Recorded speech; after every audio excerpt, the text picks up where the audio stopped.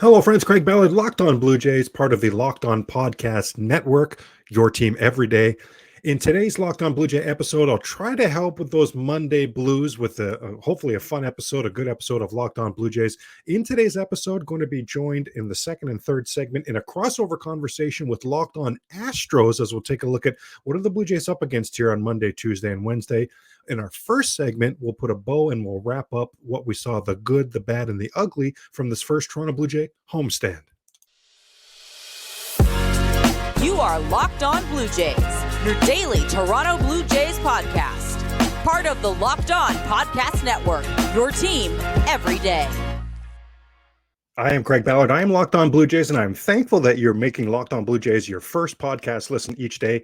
In particular, I want to thank those of you who are becoming everydayers, making sure to tune in with Locked On Podcast every single day. That is much appreciated.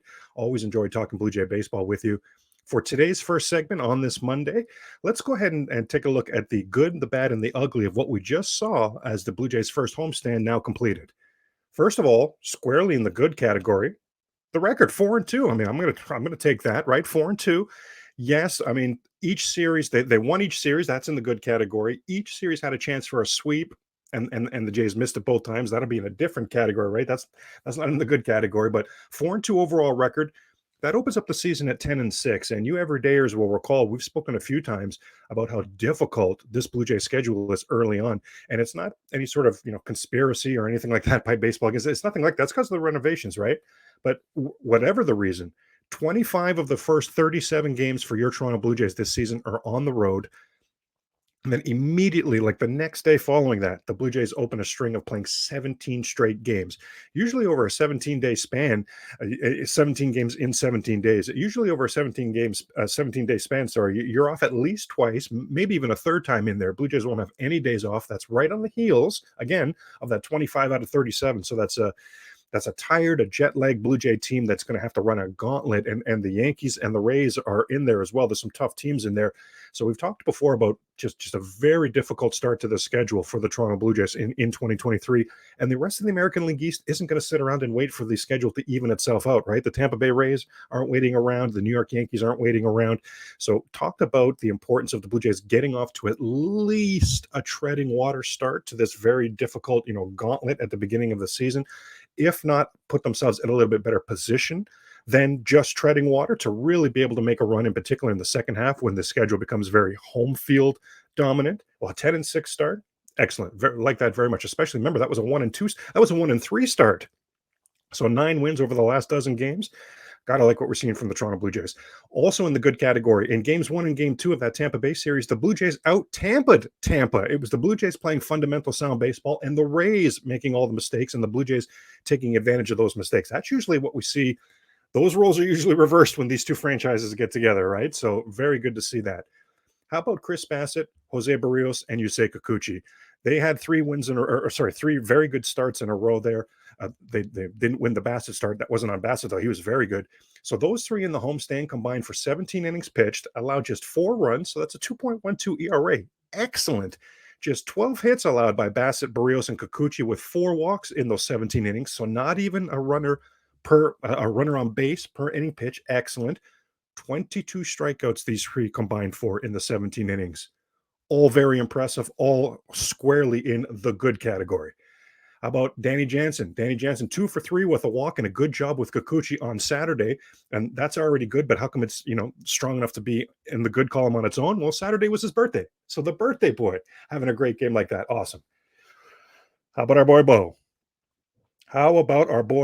Wow, September Bo has morphed and become, and has continued, I guess I should say, into April Bo. Wow, have to be thrilled with the start that Bo Bichette is off to. How about in this homestand? 10 for 25. I mean, is that good? Is that going to get it done? My goodness. Led the league 2 seasons ago in hits. Led the league last season in hits. Currently leading the league in hits. And I'm loving the approach. If you've seen me on my lives, if you've seen me talk about Bo before, when his approach is middle of the field to right field, I just am completely in love with him as a hitter. Slim Daddy Vladdy had a pretty good homestand there. 6 hits, 4 more walks, and just 3 strikeouts. So now in the season, Vlad with 9 walks and just 6 strikeouts. Vladimir Guerrero Jr. getting it done. so far this season. The power hasn't been there. We would acknowledge that, right? We would acknowledge that. But the actual the rest of the hitting the ball where it's pitched, shooting it the other way. We talk about the Blue Jays having a chance in both series to sweep, and they only scored one run in the third and final game against Detroit and against Tampa Bay. Well, Vlad drove in the run both of those games. He had a good homestand. How about Alejandro Kirk? Whew, firmly in the good category, and no time like the present. Got to get Alejandro Kirk going. The Blue Jays hit him, near the top, or at least the middle, I should say, of that lineup. And with this Blue Jay lineup, man, Kirk comes up with men on base a lot. Need to get him going. Well, he was 5 for 14 in this homestand with 3 walks. That's a .474 on base percentage. Okay. That's not maintainable, right? Like that's video game numbers, but good to see Kirk with some better at bats in this homestand.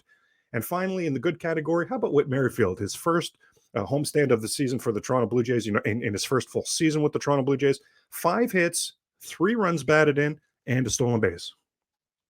Now, how about the bad category from what we saw in this first homestand from the Toronto Blue Jays? Well, we've sort of touched on the first thing, right? Had a chance each series to sweep the season. The series first from Detroit, then from Tampa. Pretty much laid an egg in both games. I know the Detroit game was only 3-1, but the Blue Jays were never really. That was Chris Bassett pitched that game. So pitching wise and defensively, and from a bullpen standpoint, yes, the Blue Jays were full marks for that game. But offensively, that was like a 1 for 12 with men in scoring position. It was a dud game. And then what we saw yesterday in the finale against Tampa Bay, dud game, absolutely dud game. Now, Blue Jays, and this could have gone actually in the good category. How about 5 home runs in the home opener for the Toronto Blue Jays? I mean, very clearly that's going to work, right? Well, you can't expect that. But why? What's going in the bad category here? 1 home run in the 5 games that followed. It was that Springer Dinger leadoff home run against Tampa. Big home run, important home run. But goodness, 5 home runs in your home opener? I mean, that's lofty, right? We're not expecting that every single game, but I'm certainly not expecting 1 over the next 5 days. These are dimensions with fences that have been moved in, right? Blue Jays that have 1 home run over the last 5 games of this series. I almost feel like that maybe could have gone in the ugly category, but right now we've got it in the bad category. How about Kevin Kiermaier's home debut as a Toronto Blue Jay? Oh boy, it's easy to like Kevin Kiermaier. It's easy to cheer for Kevin Kiermaier. He's for a lot of people, right? I'm slowly getting there because he was a Ray that killed us for so long. But I definitely see him ingratiating himself to the Blue Jay fan base, absolutely on display. I think Blue Jay fans are really falling for him. Defensively, certainly didn't do anything in this homestand to embarrass himself. Nothing like that. But at the plate, he did have a home run. Okay, but overall, just 4 for 19. Oh boy, definitely not the sort of homestand that he wanted to, or homes part of his schedule that he wanted to get off to. And remember now, Kevin Kiermaier in his career has never been a great hitter, but he's a career .290 hitter at Rogers Center. So he has hit well in this ballpark in the past. So hopefully this was just maybe some nerves getting the better of him, that sort of thing in this particular series. Dalton Varsho. Now, there are some things that go in the good category for Varsho in this homestand. The defense, I was there on Saturday. I just watching him on every pitch, the jump he gets on balls. I don't know that I've ever seen anybody as good as he is. I'm not smart enough to know, like, how in real life we actually, live, we see and process a small fraction of time after it's already happened. Like we're living in the future, always sort of a little bit, right? I don't know. Again, I'm not smart enough to know to understand how all that works. But from a baseball standpoint, between those lines in a 9-inning game, that doesn't exist for Dalton Varsho. He is living in real time. I just am stunned at how good the jumps he gets. Dalton Varsho is a guy. How's this? I mean, and you can count on one hand the amount of players I've said this about in my lifetime.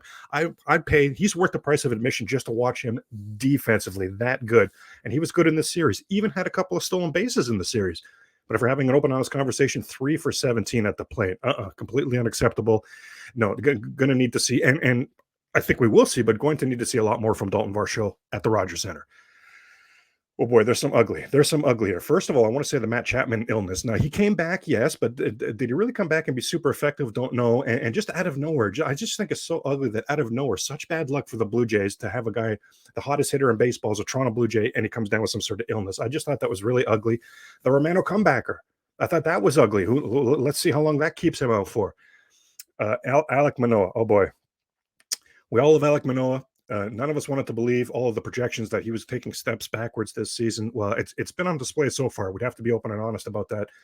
Manoah with 2 starts in this homestand. He totaled 9 innings, gave up 10 runs, 13 hits, 9 walks, and a hit batsman. So in his 9 innings that he totaled in this homestand, 23 base runners and 10 runs allowed.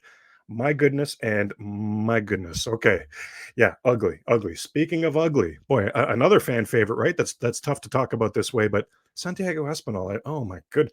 Espinal 0 for 13 on this homestand, 2 for 31 this season. Since the All-Star break last season, he's hitting 219 with 1 home run. Since the All-Star break last season, 219 with 1 home run. And what was the great thing about Santiago Espinal? He wasn't always a guy that needed to bring numbers to the table. You just, when you watched the game and he was in it, it felt like he contributed to winning. Well, the 10-6 Blue Jays this season, just 5-4 with SB in there. In our next 2 segments now, we're going to jump into our crossover conversation with Locked On Astros as we get you set for the Monday, Tuesday, Wednesday 3-game series at Houston. But first, I wanted you to know we'll be joined by Ben Verlander, Fox Sports MLB analyst, host of the Flipping Bats podcast, talking Blue Jays and baseball in general tomorrow. So be sure to tune in for that. And of course, wanted to mention that Pro Baseball GM, and this is one of the coolest games I've played in a long time. I've always thought I could be a great major league general manager. Turns out not so easy, right? I probably should have seen that coming, but yeah, not so easy. Now, if you've had that same thought and you fantasized about managing your own franchise, go and download Pro Baseball GM immediately. This game allows you to manage every strategic aspect of a franchise. You play through seasons, you lead your franchise and fans to glory as you build a historic dynasty. In the simulation, you're responsible for hiring the right coaches and staff, managing team finances, scouting and drafting players. You manage through difficult personalities and injuries, and you navigate your franchise through free agency and all the ups and downs of a season. All of this in a challenging and realistic game world. Ultimate Baseball GM is completely free to play. It's playable offline, so you play on the go as you want, when you want.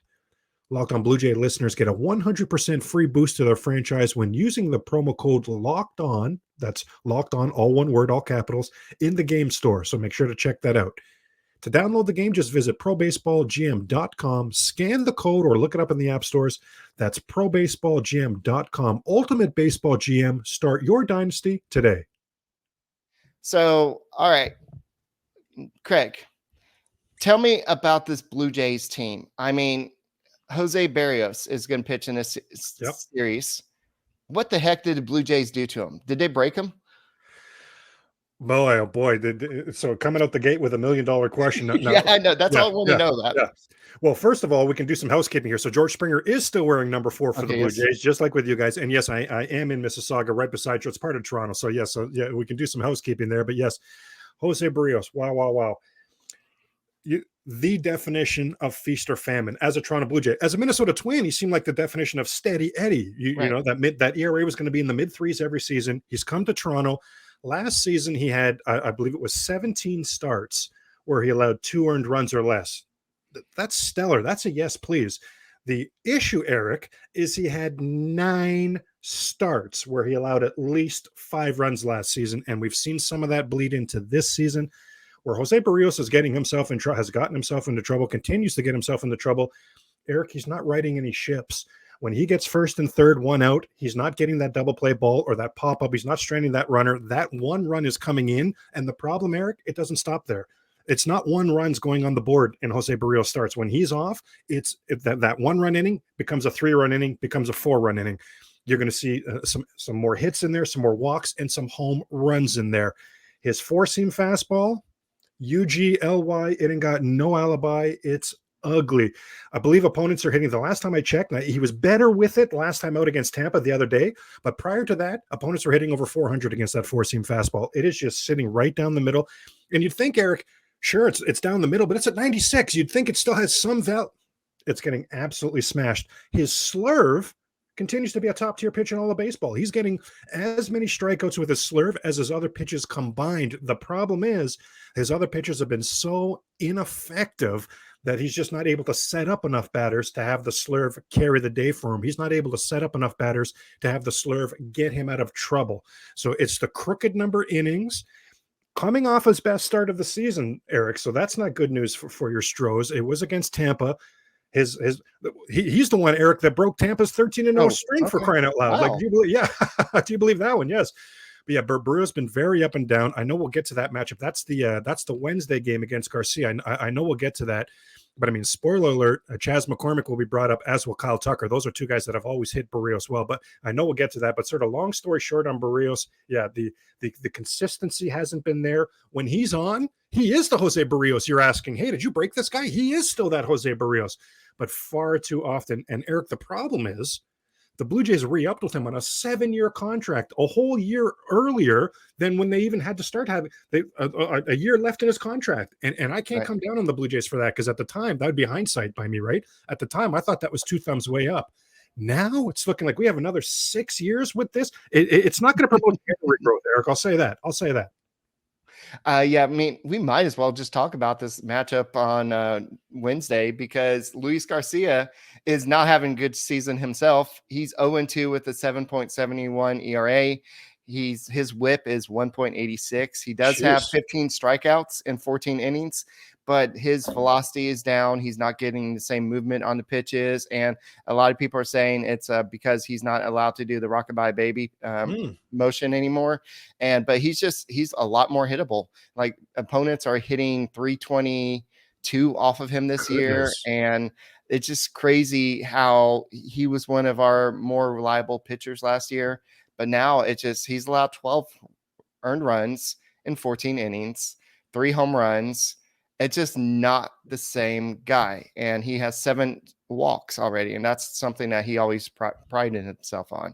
So if you look at this matchup, this could be a matchup where it could be either a well-pitched game when both guys just go ahead and say, you know what, this is what I'm doing wrong, let's fix it. Or this could be home run derby on Wednesday. And I know that's the third and final game of the series, so we're sort of going backwards there, but that is the important game, this game, because I could totally see, Eric, this series being at 1. I could see the winner of that Wednesday game winning this series. And I know Merrifield has hit well against the Garcia. I'll look for that. I know Springer has hit well against Garcia. I'll look for that. You just said Witt. What's that, sorry? Yeah, Springer had 2 home runs. He's batting .750 against Luis Garcia, 2 home runs. Is that good? Is that going to work? My goodness. It's only 4 bats. I mean, yeah, true. Yes. But I've seen Garcia twice this season, and you just said the stats that really backed up the mind's eye. I haven't felt like he's been sharp. I haven't felt like he's been pinpoint in that strike zone, pounding the strike zone. So similar to Barrios, the pitches that where he'd be successful because he's setting guys up to get that strike 3 is just not happening. It just hasn't happened for him. So I'm not even surprised to hear you say his ERA is up in the high 7s. My goodness. And you know what's so funny? That's the third game of the series. The first game of the series is Kevin Gausman. Well, those are the 2 pitchers that Major League Baseball was using as the example of windups that aren't allowed anymore. To your point, it seems like it's really affected Garcia. I got bad news for you guys on Monday night, Eric. It has not affected Kevin Gausman. And I know we'll move on to something, but I just wanted to mention here when you talk about, because we're talking about Christian Javier, I saw his last start and I thought he was completely unrecognizable. I'm going to guess that was his worst start of the season.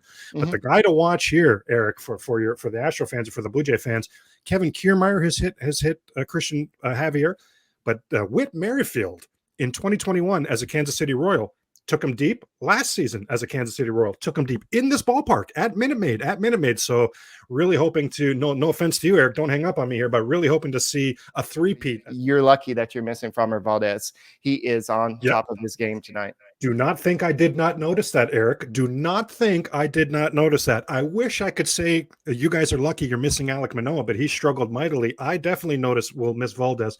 And you mentioned Gausman. I want to mention, Eric, for the Locked On Astros fans here. I want to get them set for this series because there are 2 animals coming to town that you have not seen. You've seen these people, but you've not seen these versions.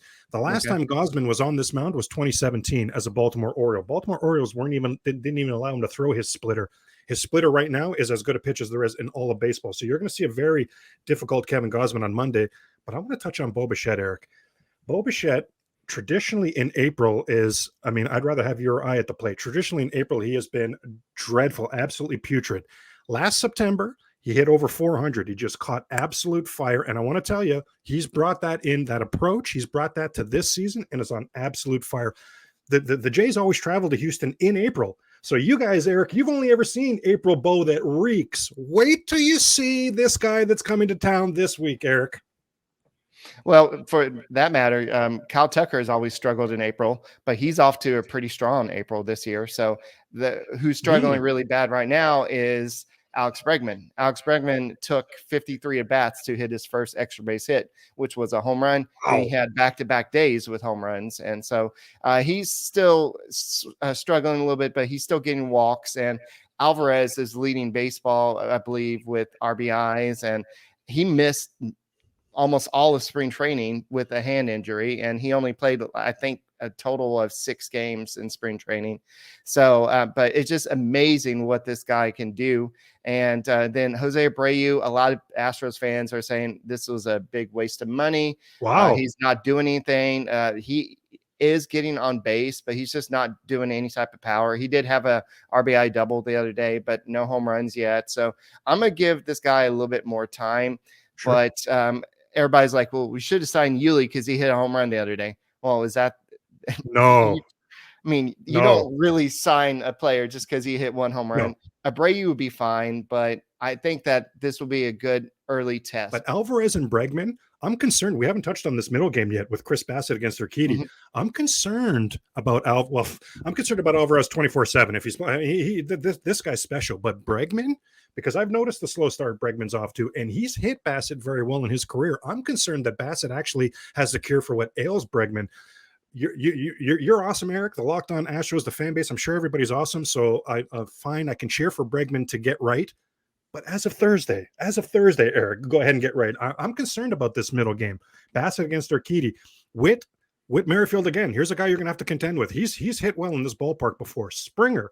We talked about he's hit Urquidy well also. But from a Blue Jays standpoint, Eric, get us set for that middle game. What should we be concerned about? What should we be looking for in that matchup against Jose Urquidy? Well, Urquidy has been one of the most consistent Astro starter so far, and a lot of people are like, why is he the number 3 starter? He wasn't even a starter at the end of the season. You moved him to the bullpen just because you had Hunter Brown come on, and Hunter Brown looked really good the other day. And but he's been very consistent. He just throws strikes, and a lot of teams don't do good with that, a lot of opposing teams. So I know that if you're looking at who's had success, Vlad Guerrero Jr. has 2 home runs against him. And if you're looking up and down, Merrifield batting .667, Springer has a home run against him. Bo Bichette has a home run. But Abreu is batting .231 against Chris Bassett. But the Chris Bassett is, I think he played for the A's before, but he is a pitcher that the Astros have taken care of in the past. And or he's kind of been – he's shut them down. But Alvarez is batting .400 with 3 home runs and 7 RBIs and only 10 at bats. So that's pretty good. But then the rest of them are kind of like, I know Bregman's batting .294. That's what you're just kind of alluding to with 3 home runs. Oh, Bassett's done well against the rest, though. Bassett has done well against the rest of these guys. Yeah, you're right. But it's just Alvarez and Bregman, I think, and then Tucker has a home run and 14 at bats, but he's batting .143. So maybe Bassett is pitched better against the Astros now. I remember, but his ERA so far this year is 7.63 with a 1-2 record, 12 strikeouts. So now, truth be told, a lot of that was from that first start. And Tucker, no matter what the stats are with Tucker, how could you not be concerned? Well, he's awesome. Alvarez is awesome. You mentioned Vladimir Guerrero Jr. I would love to get a Houston Astro take on this, Eric, because this is a guy, I mean, I could wax poetically on Vlad till the cows come home. Huge fan, and I think he would say, Craig, as well you should be. He'd be like our Yordan Alvarez, right? Like it's always must watch when he's up at the plate. But I'd love to know what Houston thinks about Vlad, and I ask that because in his 26 at-bats in Minute Maid Ballpark, he's never hit a home run in that ballpark before. So I wonder, I know you've not seen the best of Bo Bichette in person, so maybe Astro fans aren't that high on Bo Bichette, but I would say you haven't seen the best of Vladimir Guerrero Jr. in person as well. But from the outside, I say, because you're not part of the fan base, right, Eric? But from the Houston standpoint, what are your thoughts on Vladimir Guerrero Jr.? Because he's not been Vladimir Guerrero Jr. against you guys. Well, he's due. It's going to happen. I mean, you can't contain a bat like him at Minute Maid Park for too long, but he had 48 home runs in 2021, 32 home runs last year. So far, he's got 2. So, yeah, I don't think that's going to continue. Does that mean he's going to have a home run in this series? Probably. I know that Hope so. Urquidy does, because he throws a lot of strikes. He does give up a lot of solo home runs. He doesn't walk a lot of hitters, so that's why I say solo. Also, Luis Garcia tends to be a little bit more hittable this year, so I think that he'll probably give up a home run. Vlad is a good candidate for that. So I think if you're probably facing two of the more homer friendly pitchers in the series for the Astros. Okay, so some glass half full there stuff. I love it. But this episode is brought to you by So Rare. Absolutely. One of our new sponsors, Eric, that we're excited about. So Rare is a revolutionary fantasy baseball game and marketplace transforming fans into owners with officially licensed digitally cards featuring players from across all 30 MLB teams. So Rare MLB game weeks happen twice weekly, span a 3 to 4 day cycle, and at the end of the game weeks, the So Rare MLB managers who rank at or near the top of their leaderboards win a variety of rewards, which can include So Rare scarcity cards, game tickets, merchandise, signed jerseys, wow, and VIP experiences like meeting MLB stars, wow again. Prizes may vary depending on the competition. So Rare recently partnered with MLB stars Juan Soto and Julio Rodriguez to serve as brand ambassadors. Both are featured in So Rare's current brand campaign and will engage with So Rare community throughout the season at MLB events. So head to sorare.com/lockedon. That's spelled SORARE.com to draft your team of free player cards, set your lineup, and start competing today to win epic rewards. Again, that is sorare.com/lockedon to start playing today. And I think at this point, Eric, it's only fair to see something so rare in this series, and that's a Vladimir Guerrero Jr. home run at Minute Maid Park. I think that's only fair at this point. The weird thing about this Astros team is they're typically at the bottom of the league in terms of hitter strikeouts, but they were leading baseball for a couple games there. But now they're more in the middle of the pack, and I wouldn't be surprised if towards the end of the season they're back at the bottom of the baseball. I know they need Altuve back. They need Michael Brantley back. Those two don't strike out a lot. And you saw a lot of people like Alex Bregman and a lot of others like strike out a lot. And Chas McCormick, I know that you mentioned him in one of the games having success. I think against Syria. Yes. Yeah. He is having some vision problems. So he tried to catch a home run, or not home run. I think it was a home run, but then he came right out of the game, and we all assumed it was something like a concussion or something. But after a little bit later in the game, they said that he was just having vision problems, and so he has not played the last two games. So we have Jake Myers in center field, and he is a instant rally killer. So it just. I mean, when Jake Myers came up, we all rooted for him, and he played good baseball. But it just, ever since he injured his shoulder 2 years ago in the playoffs, he just hasn't been the same guy that he was when he first came up. That's why Chas McCormick has kind of worked his way back up into the leadoff spot. But one guy that you probably have not seen before, you mentioned different animal, is Mauricio Dubon. He has kind of gone from a super utility guy with the Astros who was batting like in the low 200s last, or maybe even worse, like below the Mendoza line. But he has become a hitting machine. Dusty Baker has him leading off now. And so while Chas McCormick's going, is hurt or not, can't see things. So Mauricio Dubon is just making contact. He's not striking out. And he's doing the best of the opportunity that Jose Altuve's injury is giving him. Another episode of Locked On Blue Jays in the books. Thank you for joining me today, talking some Blue Jay baseball, and keep it locked on the Locked On Podcast Network, your team every day, by checking out Locked On MLB. And I'll see you tomorrow for our chat with Ben Verlander. We'll close it off with the immortal words of Tom Cheek: touch 'em all, Joe. You'll never hit a bigger home run in your life.